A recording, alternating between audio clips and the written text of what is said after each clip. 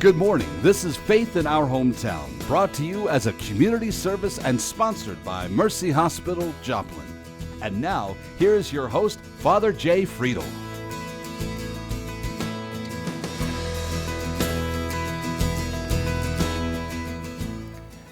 Good morning, everyone. I hope that you are having a splendid Sunday morning out there in TV land, wherever we find you. And scattered across our viewing area, we hope that your Sunday is pleasant so far. I'm always kind of just surprised and thrilled that you're all still tuning in, or maybe this is your first adventure with Faith in Our Hometown. But I'm always pleased and surprised that people would come and spend a half an hour with us on a Sunday morning. I'm grateful for it, and I hope that we continue to provide some fodder for your Sunday conversations. My guests this morning are going to be two students from Missouri Southern. So Southern's just wrapped up another semester and getting ready and geared up for the summer. But these two particular students had an idea about starting a new club, a new student organization on the campus at Missouri Southern. And it was about mental health, okay? And so it's real about well-being. And so I'm going to be right back with those two students, Haley Pyburn and Christine Ibagi, and we are going to be right back after this Mercy Minute, so don't go away. I have arthritis in my knees, and it was just excruciating. I wish I would have done something sooner. I found myself not able to go up and down stairs, which is bad because we realized we were going to have to sell our house. We decided just to take the worst one first, and we did. I was back to work in 6 weeks. 6 months later, I had surgery on the second one, and I'm back to work in 5 weeks. And I was a little scared, a little apprehensive, even though I knew everything that was going to happen. But I was just impressed. Life is short, and I waited. I think I waited too long.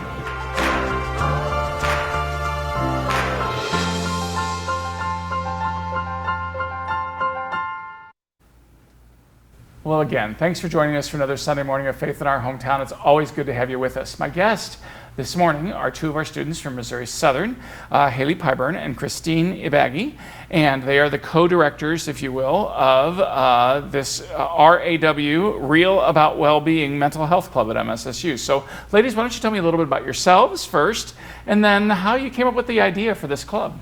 Yeah, hi, good morning, everyone. My name is Christine Ibagi. My major at Southern is Health Promotion and Wellness. I'm a junior there as well, and ready to graduate. First and foremost, ready to get out of there. When you walked in the door, you were probably ready Yeah, to I was graduate. absolutely ready to go as soon as I walked in. But as far as our club, Real About Wellbeing, it's a mental health club here on campus. And as far as starting the club, during the pandemic and quarantine with COVID, I kind of realized the need for talking about mental health because honestly, my mental health was deteriorating during that time. There you go. Being sick and shut in with your family or with yourself or in isolation can really, lower your mental health or your mood. And I felt like a lot of other people were feeling the same way I was feeling. So I took it upon myself to say and make a goal of getting back to school and starting a club or just creating a safe space for students feeling the same way I'm feeling. So that was kind of my thought process as far as starting the club, as well as being with my family. The stigma associated with mental health, it's hard to talk about it. It's hard to talk about it as a youth. It's hard to talk about it as a Black woman in particular. In our community, it's not something that's versed or something that is normal. So I felt like that started with me, and I've been changing that conversation ever since. Good for you. Haley, how about you? I'm Haley Pyburn. I am a psychology major here at MSSU, and I'm a junior as well. You're ready to get out of here too? Okay, never mind. Okay, go ahead. Let me tell you. But yeah, so I really wanted to start this conversation about mental health for a really long time. Since I am a psych major, I'm very passionate about it. I want to go in clinical. I just want to change mental health for the better. And so I thought a mental health club would be a great way to do that. And actually, we talked to the same advisor. She talked to her a week before I did. We had never met. And so our advisor got us in contact with each other. We had a cup of coffee, and we got our club started within like a week or two. Yeah, that's great. Up and running. Well, I mean, it's not, the deal is it's easy to start a club, but it's really hard to get your momentum and get other people to come in to do that. So how difficult was it to sell that idea to your fellow students about, changing the conversation about mental health? Yeah, How was that? You hit the nail right on the head. First, starting a club so soon is difficult because you run into issues such as making it an official organization, getting members, getting an advisor. Luckily, we are in Project Stay, and we Debbie Fort, who's our advisor for our organization, Real About Wellbeing, she was like, this is something needed on campus. This is what I'm going to do for you guys. I'm going to help you guys make this happen. And she did, and she's been great. But as far as she's all right. Yeah. No, I'm just kidding. I like Debbie. He We're said good. that. He She's said great. that, not me. But as far as just it being a mental health club in specific, funding has been one of our biggest barriers. Besides the stigma, because like I said, it's not a normal thing to talk about in our age group or on college Really campus. interesting. That surprises me. So, I mean, and again, I just, I think you guys are, I think you guys are a little bit more ready to have conversations about some of those things than we were, in some ways, 40 years ago. Absolutely, absolutely. And going off of that, we did like a lot of tabling. We held events that were specifically targeting education for mental health. We also created an Instagram page, and that got a lot of attention from students, and we held polls on there, and we post educational stuff about mental health on there. I mean, there's still a stigma and there's still those barriers, but breaking down those barriers little by little is part of it. Yeah, so give me an idea of your Instagram thing. So what kind of for example, what kind of polls and stuff would you do? So when COVID started, when we came back, I asked, how is your mental health doing? And I had like a sliding scale to where they could say good or bad, and almost everybody was under 50%. And that was very concerning. It showed a real need for MSSU students. And coming up this semester, it has increasingly gotten better, but it's still not where I think we should be when it comes to mental health. And also we would have questionnaires on there. I know we have questionnaires at our meetings to say, like, what do you need? What are you struggling with that we can maybe provide resources for, or education, or talk about in our meetings? Well, I know that, see, people like me who work with people like you, we study you, and one of the things that's come out in almost all of literature is that nobody's quite back where they were. There's a real need to kind of work and kind of help people to get back to some of that sense of well-being that existed before COVID. And it's just one of the marks of your generation, that growing up in this the way that you did, we're just finding out that some people need a little bit more reassurance and a little bit more of a boost at this point in time. Yeah, one of our goals for our club and our objectives is just to understand that you can live with your mental health and you can continue to move forward despite what you're going through. So we definitely incorporated our meetings, coping skills and strategies to deal with things like that, or whatever you're going through mentally, in order for you to continue everyday life or get back to where you were, get where you want to be. Yeah, and even beyond, which is good, because I mean, the whole thing is, I mean, whether or not you're 20 or whether you're 60, okay, we all have to continue to grow. We all have to continue to deal with the curves that life sends us, and we got to figure out how we're going to cope with that in a way that's going to enhance our lives rather than hold us back. And within our meetings as well, we try to reduce stigma by, we don't force people to share what they don't want to share. We make things fun. We do have games. Our first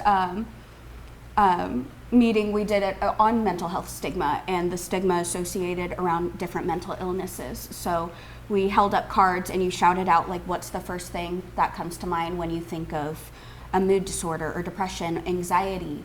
And it was kind of like heads up. And so it broke that barrier while also making it more comfortable, lighthearted, fun. And educating as well. And educating as well, yes. And giving us a voice to, okay, we can talk about anxiety now. We can talk about depression now, or so on and so forth. But also, we go around and share how we're doing as well. I am never gonna just go in there and expect other people to share if I'm not sharing. Because it's a support group, that's basically. and also building trust within our club and our members. Like as the leaders of the club, you have to build that pyramid, and that's one of the foundations, trust. So an absence of it is definitely going to be a hindrance in, the participation, if we're making any progress or things like that. So we definitely do try to be transparent and vulnerable as just as we expect from them. Yeah. You said something earlier, Christine, about that you think that's even harder as a Black woman. Just explain that. Unwrap that for me a little bit more. Yeah. So you think in your community, there really is more of a stigma. Yeah. About talking about that stuff. Yeah. Really. So my personal experiences, just discrimination with being a Black woman. When it comes to mental health, we're expected to be strong. We're expected to fight it head on. We're expected not to talk about our issues or our problems. So there's a lot of expectation there, and sometimes it's hard, and that can deteriorate your mental health as a whole and your well-being and your way of life. Because if you continue to go throughout life and feeling like you can't, be soft or sensitive or gentle or be sad for one day, you're expected to kind of hold it on your back or suppress it, and that have your guard up. And that also is kind of suppressing who you are, because we're human at the end of the day, all of us, and we all go through things. And so this club is really near and dear to me, and I feel like I'm just an example to kind of change that perspective. Yeah, it's interesting. It always amazes me, and again, doing this for a long time, that we really don't know what it is that any other person has gone through, to get to the spot where they are. We just assume that everybody's like me, and well, we're just not. We've all had different experiences and different things that have challenged us as we've gone along. So I'm always amazed, when somebody will say something like that. That's why I usually ask a follow-up question, because Right. I'm like, well, just say more about that so that I understand it a little bit more, Education is key. Well, Education is key. Yeah. So, Haley, for you too. Did you feel particular pressures too as you were growing up to be a certain way or act a certain way, or do the same things? So growing up, I was a very sensitive child, and so I was always pushed to kind of toughen up and be stronger. And maybe that would have been good for me in the long run, but it just wasn't who I was. And so it kind of gave me this anxiety and this underlying anxiety of I have to be strong and be someone who I'm not. And I've come to learn that it's great to be sensitive. It's great to be vulnerable, because in the mental health field, which I'm so passionate about, you're not going to get anywhere with being very guarded. And so, and then you get to have new experiences, meet new people, if you break down those barriers. And I want to be a mental health advocate for that through my experience. Yeah. Well, interesting. My guests this morning are Haley Pyburn and Christine Ibagi, and they are with us from Missouri Southern and the mental health club called Raw, or Real About Wellbeing, and we're going to be right back after a quick break, so don't go away. You're watching Faith in Our Hometown on KSN TV, brought to you as a community service and sponsored by Mercy Hospital, Joplin.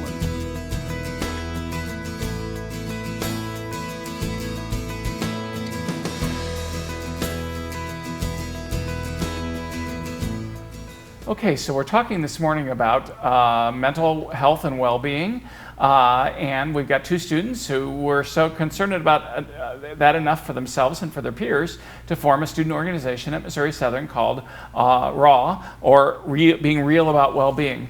tell me about the history of that name. Why did you guys settle on that? And what is all that? I mean, because I love being real about well-being. I think it's a great title in some ways. I don't know that I like the acronym, but it's okay. But tell me why did that title stick for you guys when you did it? So it actually took us a while to come up with a name. It really did. We kept bouncing things back and forth. We wanted something that would stick. If it it might rub you the wrong way, but it stuck for us. And it doesn't matter whether it rubs me the wrong way. It's just like, I just said that raw to me is an uncomfortable sound or feeling. But I don't know. And that can attest to the entire reason and point of the club being mental health. You know what I mean? We want to be raw in our meetings. Yeah, we want to be real, So we also wanted something that would stick with college students, maybe something that sounds cool and not too serious or not too formal, and something unique. Something more than mental health club. Yeah.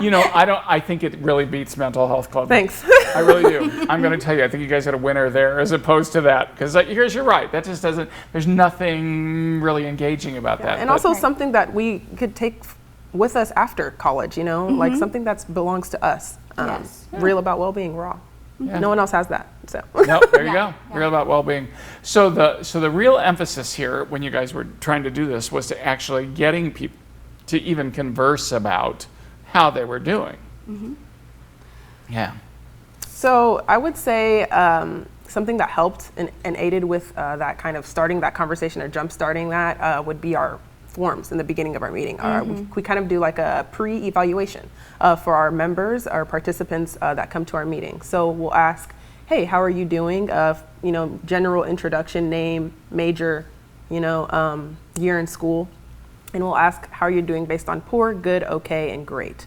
Sometimes students will put in between or off to the side, and we leave the paper open for anything like that. We have some other questions on there. Do you want to? So we ask them, like, why did you choose that for poor, okay, good, or great? And we want them to elaborate, be able to vent about what they're going through, what their week was, what they're struggling with. Not only so they can get a load off their chest, but so we know where our members are at and what we need to talk about. I know there was one time we were all struggling, I think, with like loneliness. And so I'm like, okay, now we can talk about how to cope with that, how to cope with being independent and things like that. Yeah, and it also helps because after we do assess the intro, it's a part of our kind of icebreaker. So of course we'll put that disclaimer, hey, you don't have to share if you don't want to. Perfectly fine, no judgment here. But we're gonna share, and hopefully you'll join in because this is a safe space. So you get to sharing, and then you get to elaborating, and then we bring in those coping skills, or hey, if you need help, this is what we can do for you, or resources that you can get, or things like that. So it definitely rolls and falls every single time with those pre-assessments. Which usually we'll also share how we're doing as well. And we'll be honest, if we're doing poor that day, we will say we're doing poor, and it was a struggle to even come to the meeting and be here, but every time I'm so glad I had that I came. Yeah, we need it just as much as them. Absolutely. You did start it for that reason, so it's okay. And again, I think it's very, I think it's a great thing that you figured out how to get some of your needs met in that regard, and also model that for other students. I've done, wellness activities and, spiritual wellness especially. That's the edge I go out on. I talk a lot in the wellness or lifestyle enhancement or, the intro courses many times at Southern, just talking about, how do we do that? How do we attend to all those things? And it really is. It's difficult to take care of yourself. It's difficult to take care of somebody else. But if you don't start by taking care of yourself, sometimes you're really not very good at attending to somebody else. You can't pour from an empty cup is what I always say.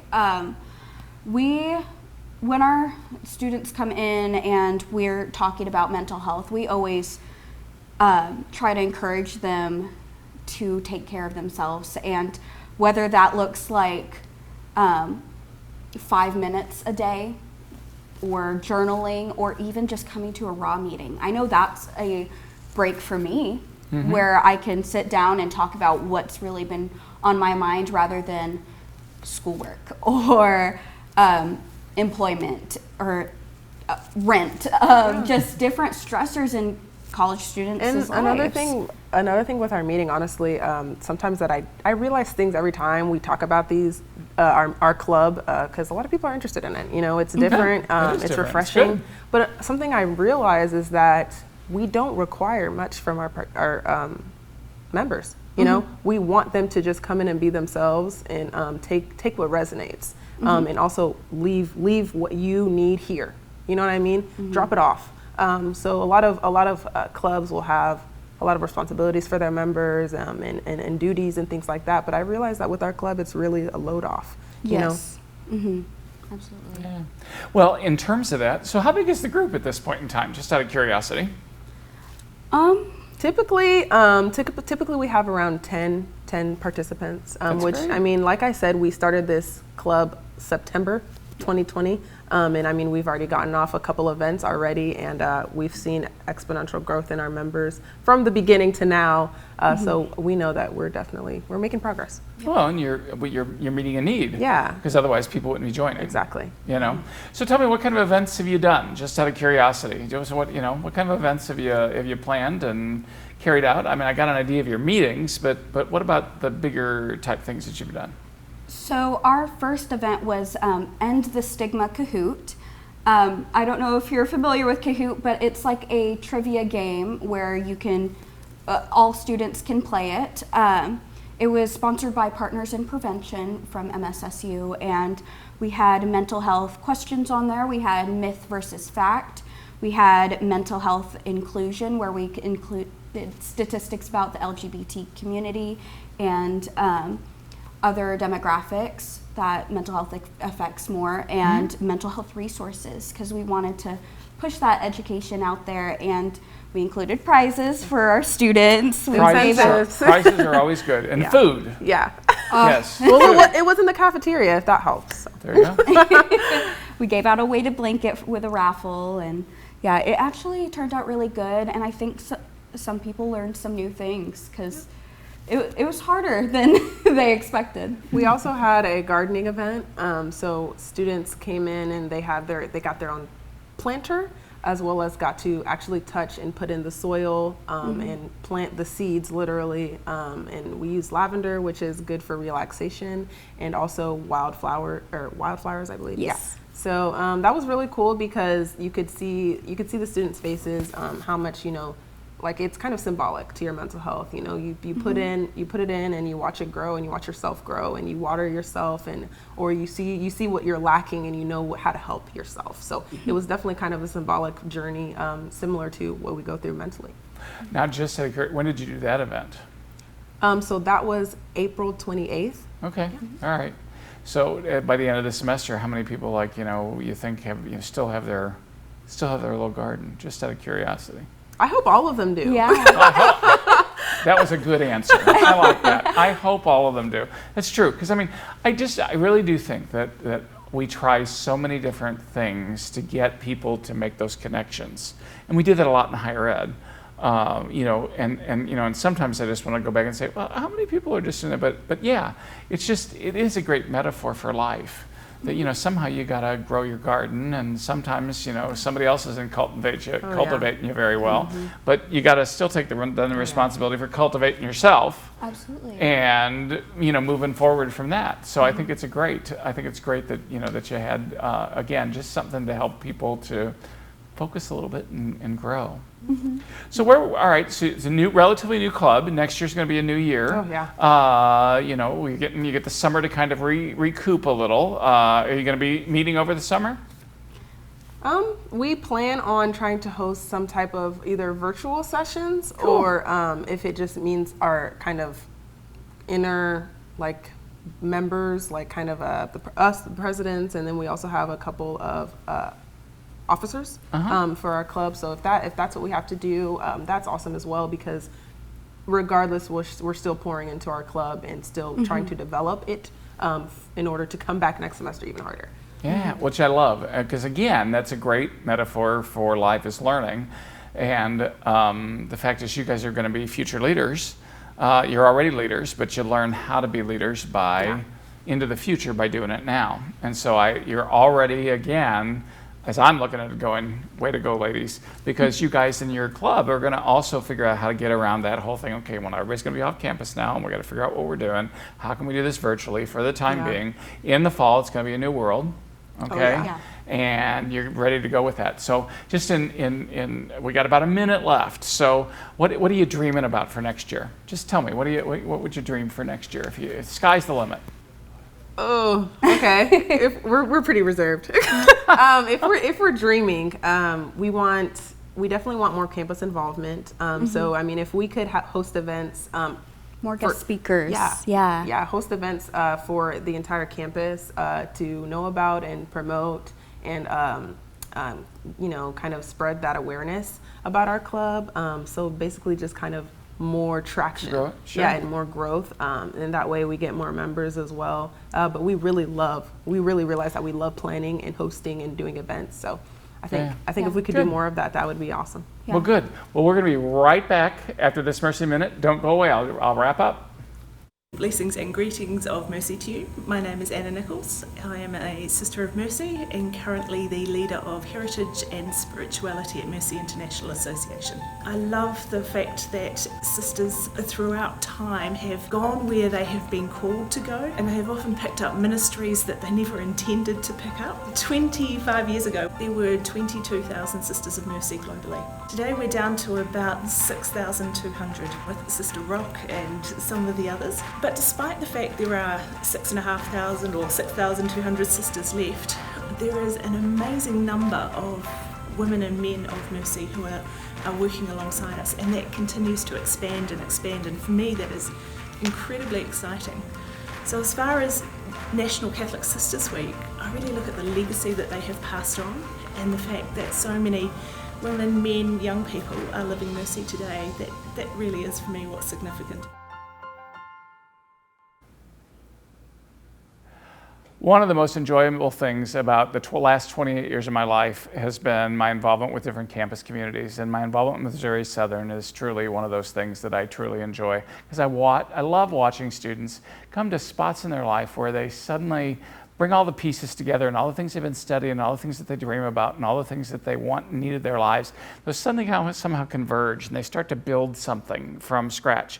So this morning we had two wonderful students from Missouri Southern talking about their future careers and what they needed in their own lives, which was to be more attuned to their well-being. And so I was here this morning with Haley Pyburn and Christine Ibagi, and they are wonderful representatives from Missouri Southern talking about what their lives are going to be like into the future. I think we can expect good things from these ladies, as we should continue to coax each other to do those things. That's how we get along in a community like this. So join us next week for Faith in Our Hometown once again. Happy Sunday. Thanks for watching. Faith in Our Hometown can be seen Sunday mornings at 6:30 and 9 a.m. on KSN. Brought to you as a community service and sponsored by Mercy Hospital, Joplin.